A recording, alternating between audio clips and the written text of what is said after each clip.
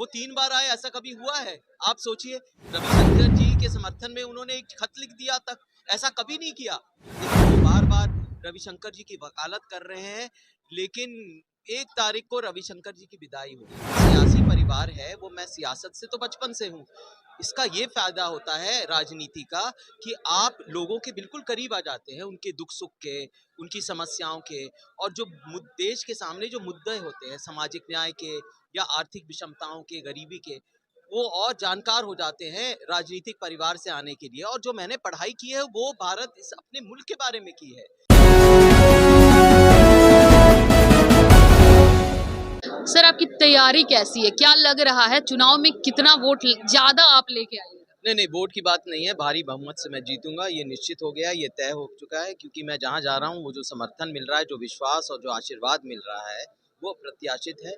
नाराजगी है यहाँ के सांसद रविशंकर जी के खिलाफ, और फिर हमारी बहुत सारी योजनाएं हैं। मैंने अपना जो घोषणा पत्र है, जो मेरी एक तरह से शहर के लिए जो परिकल्पना है, जो होनी चाहिए, समाधान होना चाहिए, इसके बारे में भी है। तो हम बिल्कुल एक तरह से प्रतिबद्ध हैं इस शहर। सर एक जनता का सवाल ये था कि वो बाहर से पढ़ के आए हैं, किस प्रकार से यहाँ की समस्याओं को समझेंगे? नहीं, तो बाहर से क्यों बाहर से मैं जो पढ़ा हूँ वो यहीं के बारे में पढ़ा हूँ, और मेरा जो सियासी परिवार है वो मैं सियासत से तो बचपन से हूँ। इसका ये फ़ायदा होता है राजनीति का कि आप लोगों के बिल्कुल करीब आ जाते हैं, उनके दुख-सुख के, उनकी समस्याओं के, और जो देश के सामने जो मुद्दे होते हैं, सामाजिक न्याय के या आर्थिक विषमताओं के, गरीबी के, वो और जानकार हो जाते हैं राजनीतिक परिवार से आने के लिए। और जो मैंने पढ़ाई की है वो भारत इस अपने मुल्क के बारे में की है, इसकी अर्थव्यवस्था, इसकी सामाजिक व्यवस्था के बारे में। जिस प्रकार से मोदी जी आ रहे हैं, रोड शो कर रहे हैं, क्या राहुल गांधी को भी रोड शो की जरूरत है? नहीं, वो इसलिए आ रहे हैं कि वो इतने परेशान हैं। वो 3 बार आए, ऐसा कभी हुआ है? आप सोचिए, यहाँ के रविशंकर जी के समर्थन में उन्होंने एक खत लिख दिया तक, ऐसा कभी नहीं किया।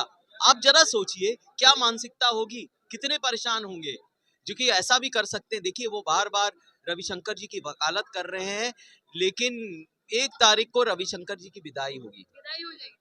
तो आपने सुना इनका कहना 1 तारीख को रविशंकर जी की विदाई हो जाएगी, तो जानते क्या सच में विदाई 1 या 4 को तो रिजल्ट है, लोग जानेंगे किसकी विदाई होती है, कौन आते हैं।